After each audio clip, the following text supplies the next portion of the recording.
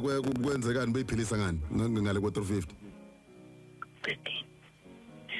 isikole akasiqedanga ngathi indaba zamabhedi mina kodwa nje yasiqedanga isikole khona okuhlebelayo ma bathi grade 10 ya sengathi ngakuhlebeli lo ngale ngoba yasidisturb manje uthi uqedile wena utaqedanga agcina ngingasazwakali kahle kodwa manje ngizama ukumbheka akasiqedile isikole uholo 350 la atholakale khona elimazana noma ke kusolakala ukuthi ubedubulana namaphoyisa ubehamba ngeemonto ehamba phambili kwenzeka kanjani lokho lifestyle audit ayikuvumi ukuthi ungathi uholo 350 kwazi ukugijima ngeemonto ephambili kanje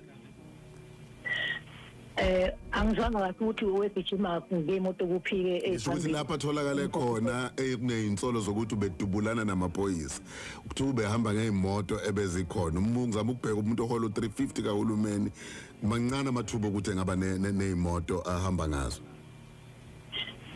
wengahambi ngemoto ephambili wayehamba ngenyawo ikade uhamba ngemoto yokuba weqasha imoto yokuba owayeqasha imoto yokuba ngekade kwenzeka lokho yebo mhlambe yini ngokwazi kwakho ante yenza ukuthi agcine eyekile isikole egcineke isikole usho ukuthi mhlambe wayebona mhlambe ukuthi akakwazi ukuphumelela ephambili ngasi ngothina ngathi nani njengabantu abadala ngizama ukubheka nje uanti ufaka noyise phela wena wavuma ingane ithi yasiyeka isikole at the age of 22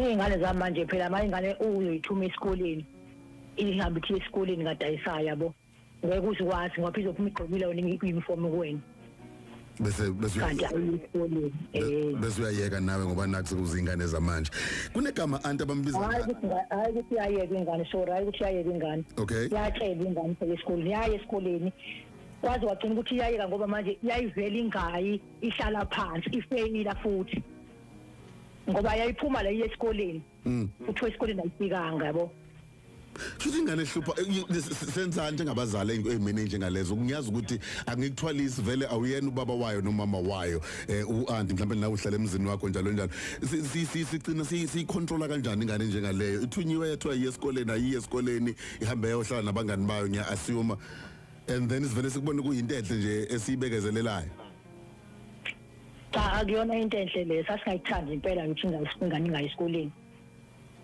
okay kwangabikho ukuqondiswa kwegwegwe kwenzakalayo angizwa kwangabikho ukuqondiswa kwegwegwe obenzakalayo Shazama njengabazali sahluleka phela ngoba ingane wayithi ingane iphinda ama-class izibe ndala isigolozela ubusakwazi ukuyicontrol mhlambe kuleso simo nje nani nakho ukubambisana nesikole kulezo ikhathi ngqani nesikole sasiphatheke kabi ngesimo sakhe sasikwazi ukuba sixhumane nabasesikoleni kwagcina kanjani nabagcina sebeze bayeka yebo bagcina sebeyekile ngaleso sikhathi engayile esikoleni wayethi kunina uphuma yekuphi wengathi mebengayile esikoleni bengabuye ezela ekhaya phela ebuya ngekhathi sesikole sekubuya ingane okay ube ngazi ukuthi kade esikoleni ube ngathi ubeyile esikoleni sekuhamba sekuyahamba seniyathola ukuthi hayi vele akasafundi lo muntu senibona abangani mhlawumbe asenabo bakhona nabangani abasha abanixwayisa ukuthi awobani labangani hayi besingaze sibaboneke abangani ke befika lana kababa mhlawumbe bebephina ngale ngaphandle kwethu nibeni ekhaya nje ubebizwa ngomnqobi yebo benilazi leli lika Hitler 10 hayi besingalazi lelo gama kaHitler niqale nje ukulizwa nini igama kaHitler silizwa manje thina ukuthi beHitler lekhaya ukuthi mina naye uHitler le okay manje besikhathi sedasavuma siya kwenye indawo ngicela ukuvala ngalokho siqala uthe ube ingane enhle njengamanje esinye isithombo sipaintayo uyabona ukuthi khona ukuphuma kancane esandleni obekukhona usengaphinda ume ngamagama akho ukuthi ube ingane ehlonipha yenza yonke into ekhaya abehlonipha nje kwashe emphakathini nje behlonipha okay futhi anazi lutho macala akabekelwa wona ongabe ngawokushaya ngaba ukubulala abantu ababalelwa kulishumi nakho konke lokho kunya kushona izinto ukuthi ube nazo ezithola ngobugebengu niyakushwama lokho ningabazali siyakushwama nje singabazali ngoba besazi ukuthi uvikele umphakathi nje bengekho umuntu ohlukumezekayo le emphakathini bekuvikela kanjani begadile nje ukuthi akho umuntu ofikayo bazohlukumeza abantu. Ekhatha kanjani na 22 ma? Ekhatha ngani? Cha bekhuluma nje ngomlomo labafana. Hawu. O bekuyi police forum kuyilama forum amaphoyisa afonye emphakathini? Hayi bingekho ku forum la kulomphakathi wethu. Ube iskepe? Hayi bengesona iskepe. Behlangana nje nezingane ukuthi asivikele indawo yethu. Should be more of a motivational speak ukuthi nje lalelani bafana nakho umuntu ozokwenza ubugebengu la. Yebo. Okay man osizwa kahle. Nakho ukhala kamaphoyisa enzeni amaphoyisa kuba ngiyafisa ukuthi iside lenu njengomndeni lizwakale afike aniphazamisa anihlukumeza ngokwenzani. Asiphazamiseka kakhulu amaphoyisa ebekaqali futhi ukuthi ngeke sakusheshele emuva ngiyoqala eqaleni. Asiphazamiseka kakhulu amaphoyisa kushukela nje shonile nje. Akuniphazamisanga ukwenziwa amantomba. Okay sorry ba yasiqhubeka. Ngoba asikwazanga ukuthi simphese esefikile la ekhaya ngendlela yosiko ukuthi umuntu mengabe eshone ngesikhathi fona gesi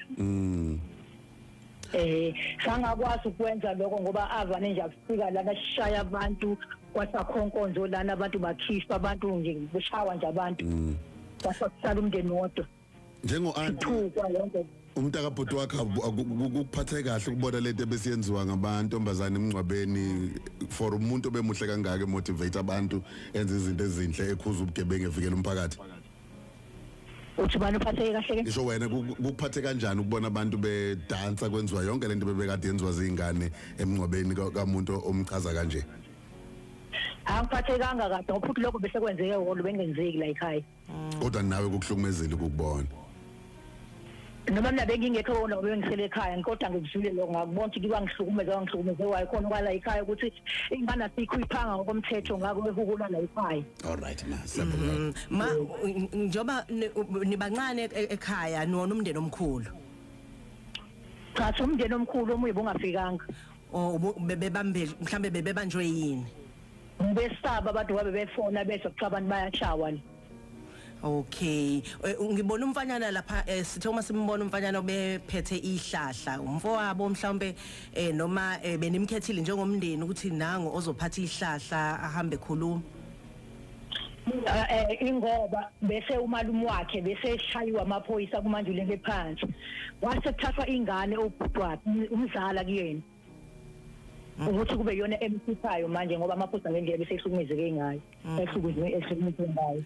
Ingane ithi kwazile kodwa bafana ngabufisa ngumalume. Ithini ingane ikwazile ukwenza konke lokho imicikilisho yehlahla lesuku yenziwa mhlawumbe umuntu mase ingane yazi lutho ingane phela yazi lutho ngathi nje akhambanga nje kahle ngoba ayikwazi ukwenza izinto efana izenze. Okay yabo bathi ngisathola phezulu ingane itho enza kanje ngane anabi kade ishayiwe futhi. All right ma no siyabonga kakhulu kodwa nje awazi ukuthi ungabavulela amaphoyisa icala ma. Amaphoyisa ngwavula kwasalivule eqaleni bathi amaphoyisa sibopha amaphoyisa lamaphoyisa kwaboshwa bangabe ukuthi siyawabopha kuzofuna sihambe endaweni ngoba azosifuna ngasithola sibulala ngoba afika futhi asisabi isathi kuyena umalume wengane mina ngihambile nawo sibopha sekuyakwenzeka kudala. Njengoba ngithi nje ngikha phezulu ngoba indala afika eqaleni abashaya abulala nendawo le ekuthiwa umsamo abulala zonke into zomsamo efuna yena umobi njalo ngeinsolo zobugebengu.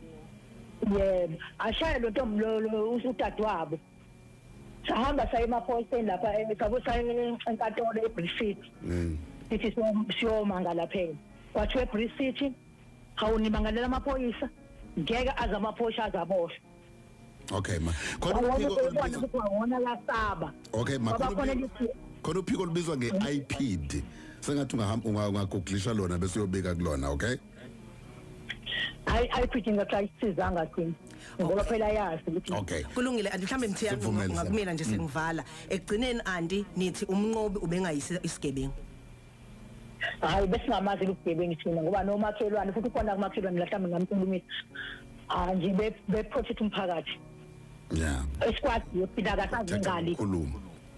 Alright siyabonga. Asivali noma andisabonga kakhulu ukukhuluma nathi usiphe nje isithombe senu njengomndeni sixolise kakhulu la ngokuphazamiseka kwenu njengokusho kwakho. Sibonga kakhulu kanjani ku auntie oku auntie kaMnqobi sibuza umbuzo ukuthi sitheke sizokubazali ababhekene nenselelo yokukhulisa abantu ababasha abasolwa ngokuba izigebengu noma ke uhlupho emphakathini. Ngabe ngomunye walabo bazali luphi usizo